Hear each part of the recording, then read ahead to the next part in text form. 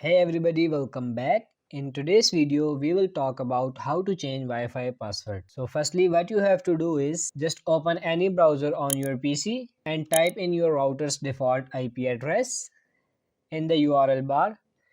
This is typically 192.168.1.1 or 192.168.0.1. So you have to check your specific router details as this may differ.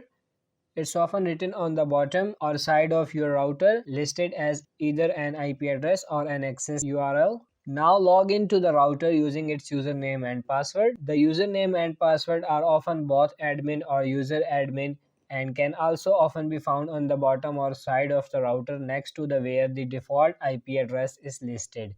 If you have trouble logging in, check with your router's manufacturer or internet service provider. Once logged in, look at the wireless security section or the settings section of the Wi-Fi network that you want to change the password for. In the password or key box, enter the password that you want your network to have. Then click on Save or Apply. The devices you've connected to that network may be disconnected.